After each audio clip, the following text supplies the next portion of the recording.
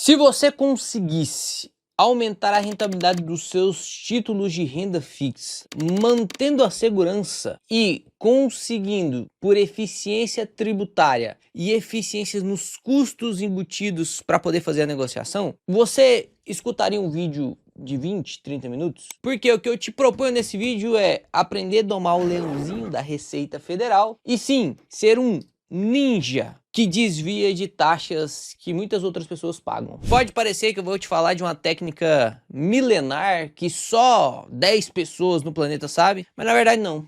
Estou falando dos ETFs de renda fixa. Algo que a gente já fala há muito tempo, mas que muita gente ainda negligencia. E talvez você que está iniciando seus investimentos agora, principalmente você que é muito conservador ainda e está colocando o pezinho na renda variável, mas quer comprar ETFs de renda fixa, talvez esse vídeo seja especial para você. E para quem investe de maneira arrojada, usando um método eficiente com diversificação negativa, você vai precisar inevitavelmente de um lugar para colocar a sua reserva de oportunidade, de algum lugar para você deixar o seu caixa rendendo, na verdade. Então eu vou te mostrar hoje sobre um novo ETF de renda fixa que surgiu no mercado, que é o GPCA, um ETF de renda fixa atrelado a IPCA. Então eles criaram um índice separado para competir basicamente com um ETF que eu já trouxe aqui no canal também, que é o B5P211, que também replica os IPCAs de curto prazo. E em respeito à galera aí, eu esperei um pouquinho de tempo para poder fazer o vídeo, porque quero confessar publicamente aqui com vocês que das outras vezes alguns outros influenciadores soltaram outros ETFs e eu acabei fazendo um vídeo muito próximo, né, que vocês ficam pedindo, e eu acho que isso é um pouco de falta de respeito, né? Então eu não vou repetir mais esse erro. Esperei aí um mesinho, 2 mesinhos para poder fazer o vídeo a respeito do ETF, porque se as conclusões forem boas muito próximo do lançamento, isso vai ser uma propaganda que talvez descolhe o preço. E se o ETF for ruim, próximo do lançamento, também é BO, né? Apesar de que, na verdade, é propaganda gratuita pros caras, né?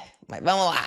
A gente tem uma série aqui no canal que é comparando ETFs de renda fixa. Devido às suas proporções, às vezes a gente pega ETFs de renda fixa que replicam IPCA, às vezes a gente usa ETFs que replicam o Selic, e a gente tenta comparar os dois porque o que esse quadro de análise de ETFs se propõe aqui é escolher o melhor ETF para você deixar na sua reserva de oportunidade. Porque acredito que já ficou claro, se você segue o canal, que se você quer ganhar com marcação a mercado, faz mais sentido você ir direto para um título do Tesouro Direto com maior duration, que não tem essa renovação de títulos, que você consegue controlar a concentração de cada um, não segue um índice. E se você quer reserva de emergência, não existe um ETF capaz de te propor reserva de emergência, meu amigo. Reserva de emergência não tem o que fazer, não. É Tesouro Selic ou CDB de bancão mesmo. Caixinha da Nubank, essas coisas aí. Então vou separar esse vídeo aqui em 3 grandes blocos, tá? Primeiro bloco aqui eu vou revisar junto com você, porque tem um tempinho já que eu gravei o último vídeo de ETF. E eu vou revisar para vocês essa técnica milenar aí que fazem os ETFs de renda fixa serem extremamente eficientes e que não faz sentido se eu não utilizar essa eficiência. No segundo bloco eu vou te explicar o que é o GPCA, por que ele veio todo diferentinho aí, se ele tá realmente melhor do que o que já existe ou não. E no terceiro bloco a gente vai comparar ele com um vencedor até então, que é o LFTB. A gente já comparou o LFTB com vários ETFs, eu vou até deixar a playlist aqui para você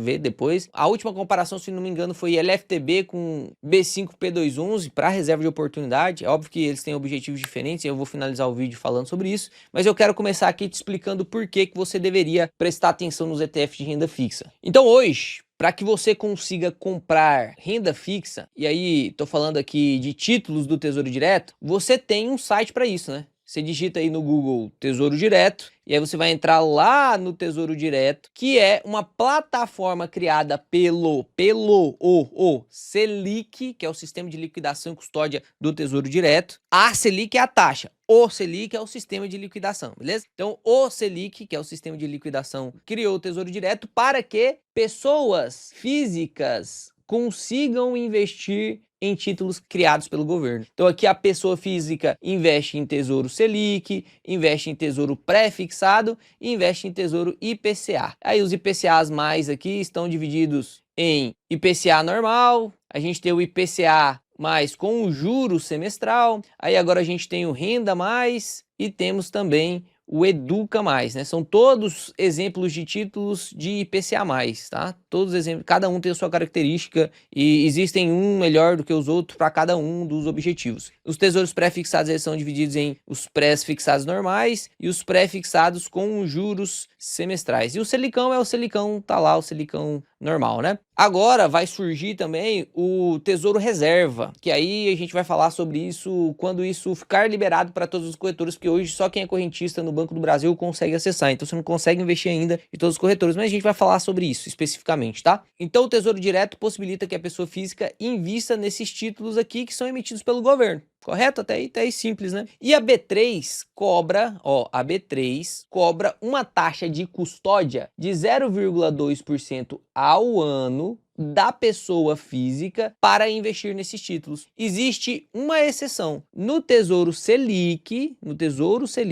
tem isenção dessa taxa se você investe menos do que 10 mil, tá? O K aqui significa 3 zeros. Então, menos de 10 mil, você tem isenção dessa taxa. Se você investe mais de 10 mil no Selic ou qualquer valor nos outros títulos, você paga uma taxa de custódia, que a gente chama, taxa de custódia de 0,2% ao ano, beleza? Isso é o custo para você investir no Tesouro Direto. Fechou, perfeito. Além disso, Léo, tem algum outro custo? Os mais espertos vão falar, tem. Qual que é o outro custo? O famoso leão. Conhece o leão? O leãozinho? Que é o imposto de renda, meu amigo. O imposto de renda dentro do Tesouro Direto, que é renda fixa, segue a tabela regressiva de imposto de renda. Qual que é a tabela regressiva de imposto de renda? Ela começa em 22,5%, aí ela cai para 20%, depois para 17,5% e depois finaliza com 15%. Vou deixar uma tabelinha aqui para não precisar escrever tudo, mas você só vai pagar a alíquota mínima, que é 15%, depois de 2 anos.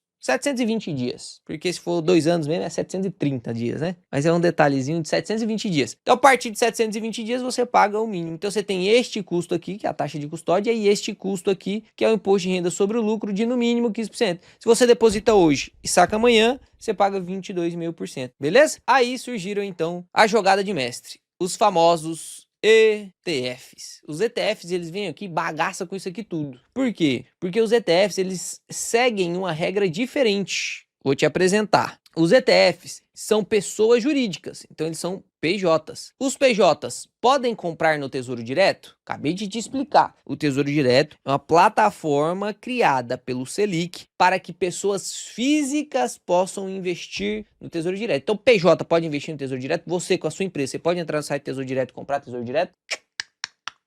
Não pode. E se você não sabia disso, te peço o like no vídeo. A inscrição eu vou pedir depois, porque eu vou te mostrar um outro negócio mais legal ainda. Aí eu peço a inscrição. Por enquanto, dá só o like aí. Então, como que faz, Léo? Como que a pessoa jurídica compra títulos governamentais, né? O que a gente chama de títulos públicos. Como que as pessoas jurídicas compram títulos públicos? Tem duas formas. A primeira forma é através do mercado secundário e a primeira forma é através do mercado primário. Qual que é o mercado primário? Toda vez que o Selic vai jogar esses títulos públicos a serem vendidos, a gente fala de mercado primário. E aí os bancos, as corretoras, as PJs em geral que se enquadram nos pré-requisitos do Bacen, do sistema ali de liquidação do Selic, todos os que se enquadram podem comprar diretamente o Tesouro IPCA mais 2050 sem precisar do Tesouro Direto. O Tesouro Direto é só uma plataforma para facilitar para as pessoas físicas, beleza? E qual que é a vantagem dos PJs comprarem aqui no mercado primário? Qual que é a vantagem? Não tem taxa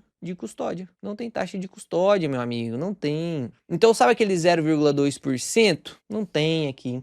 Não tem. Beleza? Já começou a ver aqui porque que os ETFs, que são PJs, que podem comprar através de agentes responsáveis por isso, né? Porque o ETF é uma cestinha de títulos, os ETFs de renda fixa, propriamente dito. Você já começa a ver aqui, então, uma vantagem. Não tem a taxa de custódia para você pagar. Beleza. O mercado secundário é a outra forma de você comprar. Você já entrou na sua corretora aí BTG, XP e olhou lá Tesouro Direto, você consegue comprar ele tanto no Tesouro Direto, que ele te encaminha para o Tesouro Direto, quanto no mercado interno da própria XP. Léo, qual que é a diferença? Isso aqui até pessoa física pode comprar também, tá? No mercado secundário. Aqui, pessoa jurídica e pessoa física pode comprar. Qual que é a diferença? No mercado secundário, eu vou comprar fora do Tesouro Direto. Então, eu realmente não vou ter a taxa de custódia. Mas existe spread aqui, ó. Lá no Tesouro Direto vai estar, por exemplo, IPCA mais 2050, me pagando aqui IPCA mais 7, só um exemplo, e aqui se eu for comprar no mercado secundário, vai estar IPCA, o mesmo IPCA 2050 aqui, vai estar me pagando IPCA mais 6,9 ou 6,8, entende? E aí fica a mesma coisa de eu pagar a taxa de custódia. Então isso aqui não compensa para pessoa física, tá? Já fiz vários testes, não compensa. Você pode testar também, não vai compensar. O mercado secundário não compensa para pessoa física, mas para pessoa jurídica, pô, se ela não consegue participar aqui do mercado primário, o único jeito dela comprar é pelo mercado secundário. Mas em geral, as pessoas jurídicas grandonas, né, ETFs e tal, fundos, eles participam aqui do mercado primário mesmo, e aí eles conseguem montar sua cestinha de títulos públicos, igual, por exemplo, na minha carteira eu tenho o Tesouro Selic, eu tenho um Tesouro Pré-fixado, eu tenho o Tesouro IPCA+, e tenho o Renda Mais. Isso é uma cestinha. Eu poderia pegar minha carteira e montar um ETF. Só que os ETFs têm tamanhos absurdos, né? Então eles conseguem participar aqui do mercado primário, integralizar cotas posteriormente através do mercado primário, e aí a gente não tem esse custo de taxa de custódia. Entendeu? Esse aqui é o primeiro pulo do gato que os ETFs têm de vantagem. Qual que é o segundo pulo do gato? Tem outro? Não, tem outro. Qual que é o segundo pulo do gato? O ETF de renda fixa. Isso aqui para renda fixa, tá? Renda fixa. ETF de renda fixa. ETF de renda variável funciona de outra forma. Existe uma legislação para ele que é a seguinte. Eu vou colocar o se grandão, peraí. Porque isso aqui realmente importa, tá? Se ele tiver menos do que 720 dias de prazo médio de repactuação, a alíquota que ele vai pagar é 15%. Léo, vai pagar 15% depois de 2 anos? Não, vai pagar 15% independente do tempo. Porque o prazo médio de repactuação dos títulos são 720 dias. Então é como se ele sempre ficasse com pelo menos 2 anos com o título dentro dele. Então ele não precisa pagar uma alíquota de 22,5%, não precisa pagar uma alíquota de 17%, ele precisa pagar uma alíquota de 15%. Qual que é a vantagem? Quando você compra uma cotinha do ETF, você não está indo lá no Tesouro e comprando o título. Você já está comprando o ETF aqui que já tem os títulos dentro. Então você não vai mexer nos títulos lá dentro do ETF. Então você consegue comprar hoje e vender amanhã. O dinheiro aqui que você movimentou, você vai pagar 15% sobre o ganho de capital porque os títulos estão quietinhos lá. Então, como os títulos não são mexidos, não precisa pagar um imposto de 22,5%. Então, perceba, para ETFs de renda fixa que eu quero manter para o longo prazo, eu vou ter vantagem tributária? Não. Isso aqui a galera começa a querer te falar aí que ETF sempre tem a vantagem tributária. Não é mentira. Depois de 2 anos, a tributação é a mesma. Seja você comprando lá, eu comprei um Tesouro IPCA mais 2050. Vou demorar até 2050 para sacar, que eu só quero lá no resgate, no vencimento. Você vai pagar 15%. E o ETF, você sempre vai pagar 15%. Então perceba que o ETF de renda fixa, ele só tem vantagem tributária se você for vender ele, você for movimentar ele em menos de 2 anos. E aqui a gente já entende. Reserva de oportunidade. Reserva de oportunidade. Porque a reserva de oportunidade é a única que se enquadra em eu vou querer movimentar ele em menos de 2 anos. Pode ser que eu não movimente, que ficou 2 anos na bolsa cara pra caramba. Beleza, aí eu perco a minha vantagem tributária, vou pagar o mesmo tanto que o outro. Reserva de emergência dá? Não dá. Por quê? Explico nesse outro... Você tem que assistir a playlist. Eu não vou nem falar qual que é o vídeo pra você assistir a playlist inteira. Você tem que assistir a playlist inteira. Se eu não me engano, no primeiro ou no segundo vídeo eu explico por que não pode ser reserva de emergência. E quais são os melhores para você ter reserva de emergência. Mas reserva de oportunidade é um baita negócio você ter o ETF de renda fixa. Pô, Léo, então eu economizo. Vamos supor que eu fico com 1 mês e com esse ETF na minha carteira. Eu vou economizar um pouquinho da taxa de custódia, você não vai ficar 1 ano, então você não vai pagar o 0,2, mas você vai economizar um pouquinho da taxa de custódia e você vai economizar 7,5% aqui do imposto de renda. Então você já vai economizar aí, vamos colocar aí no retorno total, porque é 7,5% de economia no ganho de capital, né? E aqui a taxa de custódia você economiza no valor total. Então você economizaria aí uma baita graninha só trocando onde você clica. Antes eu clicar no Tesouro Direto, agora eu aprendi que eu posso clicar no ETF. Só que você já vai ganhar muito dinheiro, beleza? Uai, Léo, então é vantagem demais. E os ETFs não tem custo nenhum? Tem custo sim. É aí que tá agora o custo do ETF. O ETF, para ele fazer toda essa maracutaia, para ele ir lá no mercado primário, comprar para você os títulos, colocar dentro da cestinha dele, montar um índice para ele, que teoricamente todo ETF é dono do melhor índice, né? Todo mundo fala que, pô, eu sou o dono do melhor. Normal, né? Pode ser o melhor índice porque eles estão defendendo. Então, montou aqui o melhor índice, então gasta tempo, dinheiro, inteligência para montar o índice, gasta tempo para comprar no mercado primário e gasta pessoas, gasta gestor, gasta consultor, né? Taxa de consultores, para poder gerir esse ETF, né? Tem um cara que tem que ficar lá movimentando, isso é verdade mesmo. Então existe um custo, uma taxa do ETF, que no caso pode variar até os seus 2, 3% no Hash 11, por exemplo. Aqui nos ETFs de renda fixa você vai ver em torno de 0,1 a 0,3%. Por exemplo, o LFTB é 0,19%. O GPCA, a principal vantagem dele sobre os outros ETFs é justamente o custo. Eles estão cobrando só 0,10%. Então, hoje é o ETF mais barato de renda fixa. E é bom que aconteça isso, porque aí gera competição entre todos os ETFs. E se o GPCA crescer, porque se ele ficar do tamanho que ele está hoje, não vai impactar muito nos outros, porque os outros são gigantescos. Mas se ele crescer e ficar gigantesco igual aos outros, ninguém terá motivo para ir para os outros, por exemplo, e vão ficar todos no GPCA. Então o LFTB vai ser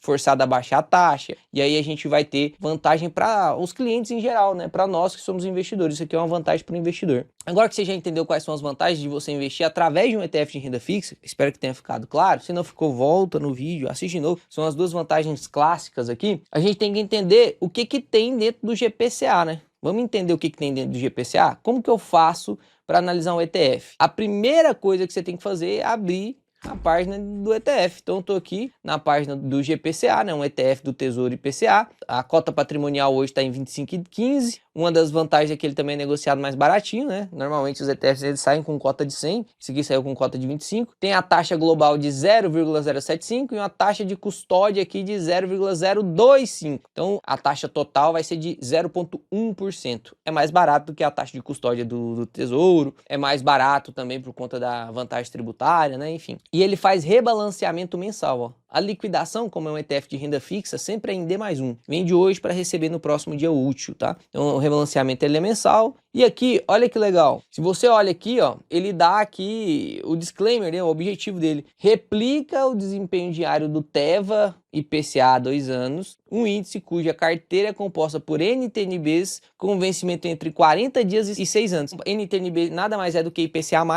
ele vai comprar os IPCA+, no mercado secundário ou no mercado primário que está sendo emitido, todos os IPCA+, que tem de 40 dias a 6 anos. Então ele não vai comprar IPCA mais 2050, porque IPCA mais 2050 tem vencimento de quanto tempo? 24 anos agora, né? Ele só vai comprar até 6 anos. Ou seja, é um ETF que quer replicar o IPCA de curto prazo, beleza? IPCA de curto prazo. Com a ponderação equal weight. O que significa isso aqui? Peso igual. É só isso, né? Não sei por que colocar peso igual. E olha lá, que busca o prazo médio da carteira de 760 dias. 760 dias. Ou seja, lembra lá do prazo médio de repactuação dos contratos? Tem que ser maior do que 720. Às vezes, por oscilação de títulos, ele pode cair para 719 bem no dia que você vai vender. Aí você não tá com a isenção lá dos 15%, vai cobrar 25%, porque se for abaixo de 720, cobra 25% de alíquota. Então, como proteção de não colocar ali bem na faixa de 720, a galera coloca 760, porque aí pode ter variação e você sempre vai pagar só 15% de imposto de renda, né, para ter a vantagem tributária. Então tá até aqui escrito, ó,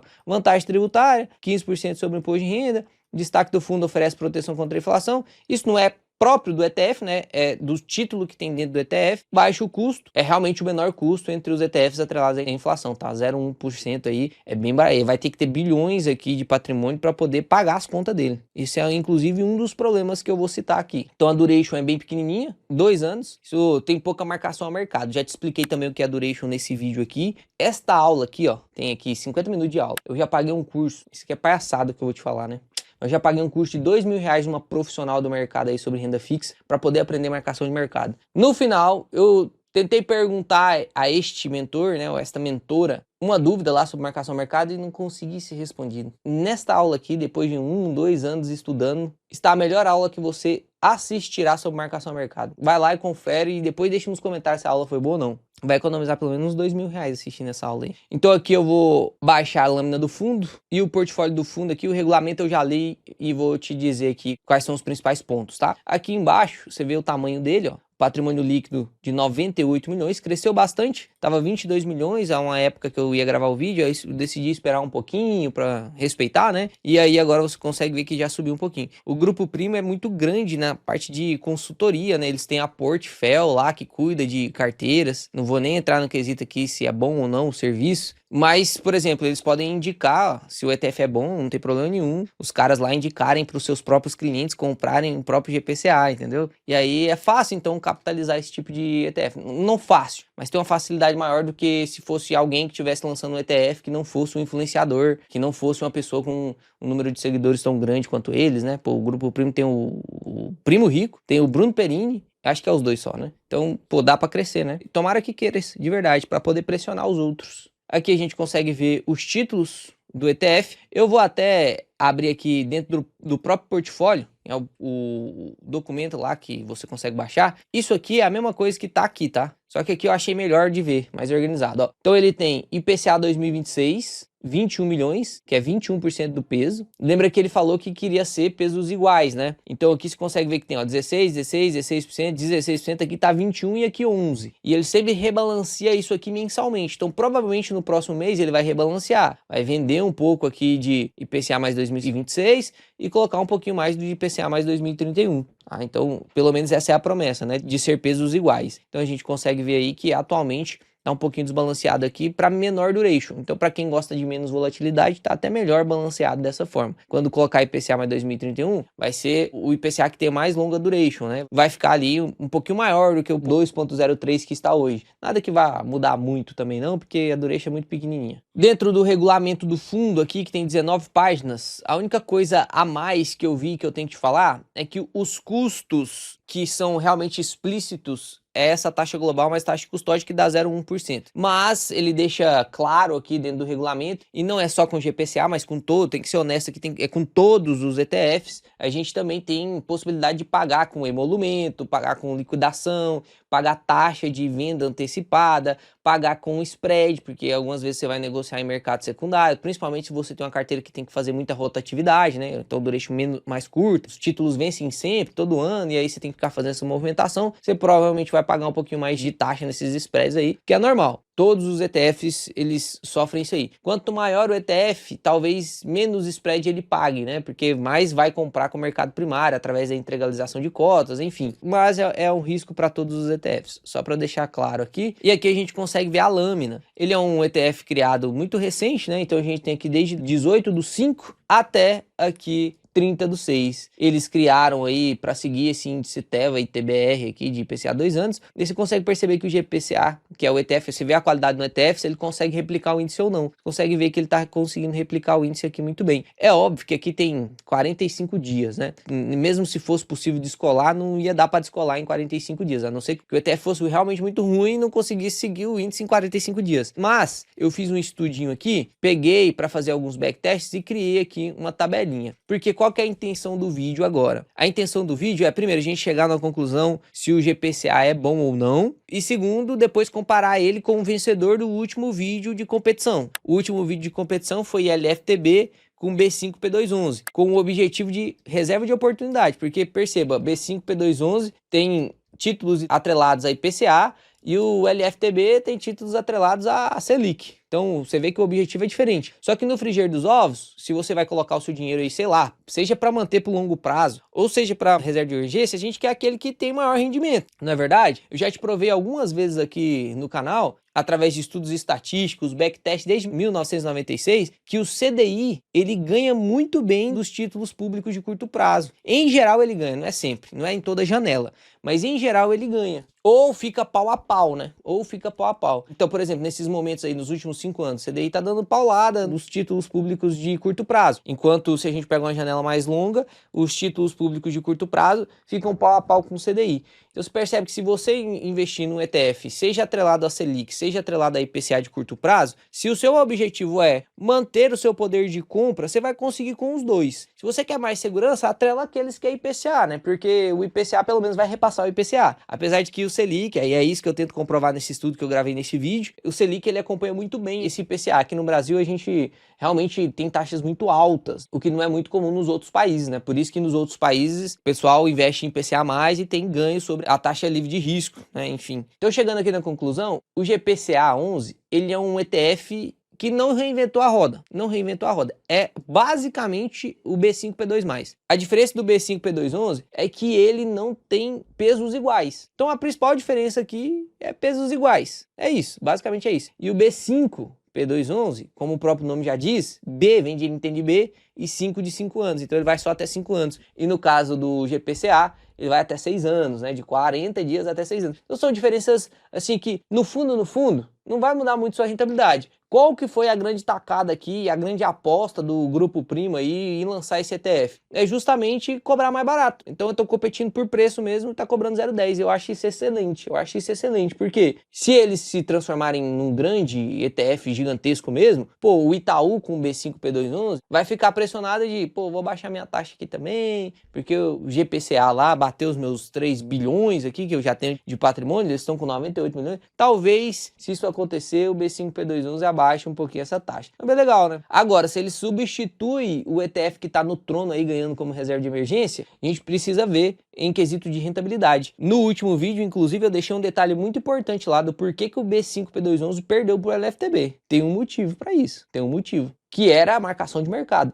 Lembra que o LFTB, dentro da sua carteira, ele tem 9% de IPCA mais 2060, com a duration um pouquinho mais alta do que, por exemplo, o AU com 11 também. Então ele se beneficia muito mais nesses momentos em que estamos agora, com as taxas mais elevadas. Aí você olha lá, pô, a taxa futura de juros está mais elevada. Quando tivermos quedas dessa taxa, você vai ter um pouquinho, é um ganho marginal, mas faz diferença. A gente sempre quer o máximo de rentabilidade possível, porque a única coisa que você vai fazer é trocar o nome que você vai comprar, não vai clicar lá de todo jeito, então compre o mais eficiente, né? Nessa janela de tempo, realmente faz mais sentido você comprar o LFTB. Aí eu fiz um backtest aqui, só para vocês verem, óbvio, nem o LFTB, nem o GPCA existe há mais de 10 anos. Você vai ver aqui que eu fiz um estudo desde 2016. Então, 10 anos aqui para ver o que rendeu mais em 10 anos, se eu tivesse compro e mantido isso em 10 anos, beleza? Lembrando que foi feito através de backtest, então eu peguei a carteira, o índice, repliquei ele como se ele existisse desde 2016, tanto para o LFTB quanto para o GPCA e trouxe aqui para ver a rentabilidade. Então aqui, se a gente pega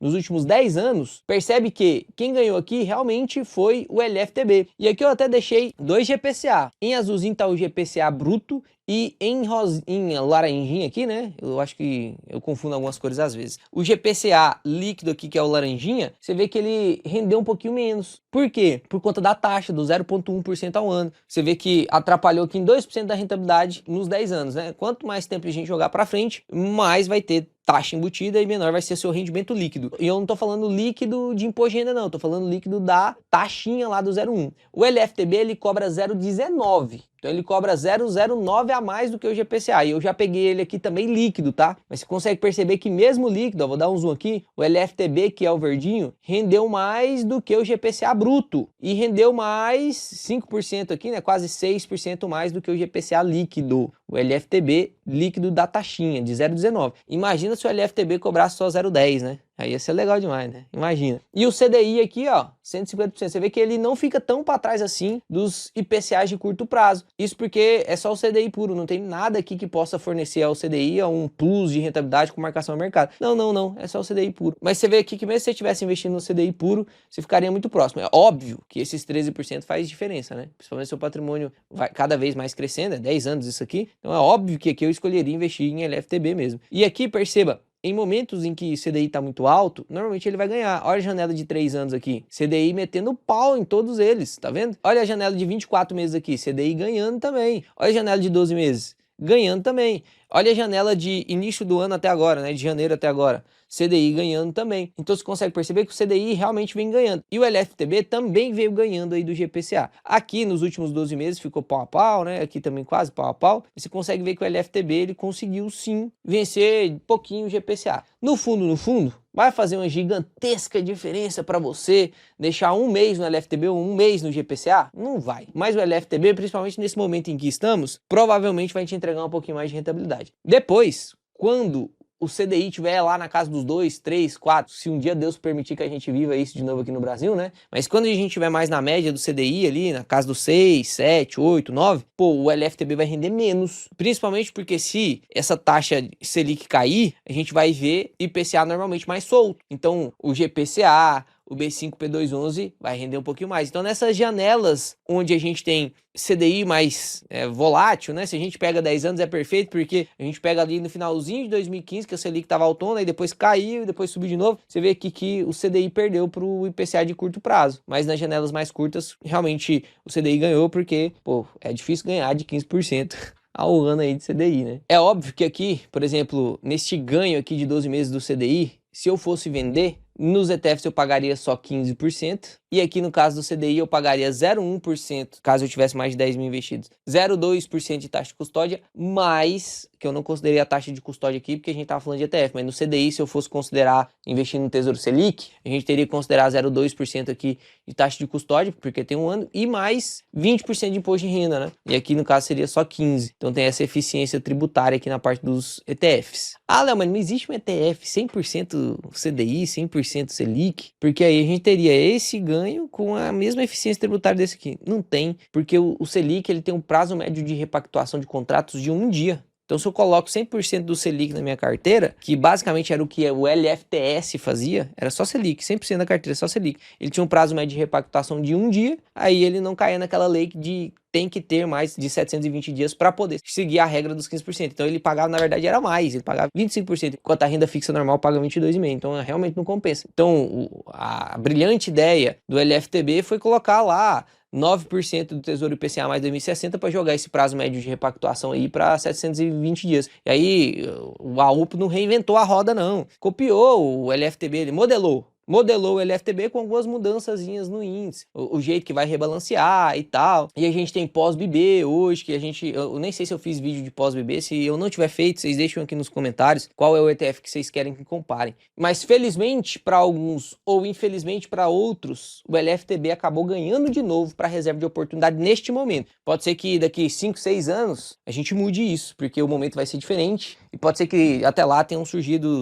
ETFs muito parecidos com o LFTB, que já tenham atingido um tamanho tão grande quanto o LFTB e que tenham um custo mais baixo que o LFTB, porque essa é a única forma de bater o LFTB, né? Uma coisa que você tem que ficar esperto, caso você vá comprar GPCA, tá? Porque você confia lá no Grupo Primo e tal. Uma coisa que você tem que ficar esperto é sobre spreads, né? O que é esse danado spread? Quando você abre o home broker, você vai ver dois ladinhos aqui, ó. Você vai ver quem tá comprando, aqui a compra, e do ladinho aqui você vai ver a venda, quem tá vendendo. E aí isso aqui a gente chama de book de ofertas. Então, quando as compras e as vendas batem, pô, tem um cara aqui querendo vender a 10,01, tem um cara querendo comprar a 9,99. Pô, vai fechar essa venda aqui? Não vai fechar essa venda, né? Porque não bateu aqui, ó. Tem que bater. O cara que tá querendo comprar, ele tem que pagar 10,01 para poder sair a compra. E o que é o spread? É justamente essa diferença. Tá vendo que aqui nesse modelo aqui, nessa boleta, nessa pedra aqui, o spread tá de 0,2 centavos, 2 centavos de diferença. Normalmente, quando os ETFs são pequenos, iniciais, esses spreads são maiores, tá? O pessoal do Grupo Primo falou que contratou um formador de mercado top e que não vai ter spread não, que vai ter um spread bem pequenininho como se fosse muito grandão. Eu confesso para vocês que não acompanhei para ver se tem esse spread, mas estou te dizendo aqui para você ficar esperto, porque se o spread for maior do que 2 centavos, isso mostra que a liquidez do ativo tá baixa, porque vai ser baixa mesmo, que é bem menor do que os outros ETFs que já são mais famosos, e o formador de mercado não tá conseguindo sustentar a spread aí da oferta, beleza? Só fique esperto com isso, porque às vezes você vai investir um pouquinho e aí o seu ganho, que você tá querendo manter 3 dias, o seu ganho vai ser o que você vai pagar de spread, entende? Aí não faz sentido. Deixa aqui nos comentários se você achou que dessa vez o LFTB seria destronado e me conta aqui se você tá investindo em GPCA ou não. O que você acha? O que você achou desse ETF? Se achou a ideia boa? O que eu gostei aqui foi a honestidade no custo. Eles estão cobrando 0,10. Para você ter ideia, lá nos Estados Unidos a gente tem um mercado muito mais evoluído dos ETFs, 60% dos investimentos lá em ETFs, e lá a gente tem taxa de 0,02, 0,03, 0,01. É loucura, mas temos lá ETFs que tem essas taxas aí de custo. E aqui a gente sempre teve taxas mais altas, né? ETFs de renda fixa aí a 0,20, 0,25. Pô, ETFs de renda variável a 0,70, 0,90, 1, 0,50. É caro, cara. É caro isso. Mas é porque os ETFs são pequenos, né? Então torço para que o ETF cresça aí para dar essa pressão. Se ele tivesse 3 bilhões de patrimônio igual tem o LFTB, eu ainda compraria LFTB nesse caso aqui, porque tá mais vantajoso comprar LFTB. Mas eu torço que ele cresça justamente para pressionar o LFTB, para o LFTB baixar a taxa e ficar ainda mais vantajoso, entendeu? Mas por enquanto, realmente, o LFTB continua no trono. Deixa aqui nos comentários um ETF para bater o LFTB, que eu vou gravar o vídeo sobre ele, beleza? Espero que vocês tenham gostado. Fica com Deus. Papai do céu te abençoe. E agora eu te peço sua inscrição. Se você não se inscreveu até agora, se inscreve aí. Me ajuda a bater os 700 mil inscritos. Tamo junto. Falou!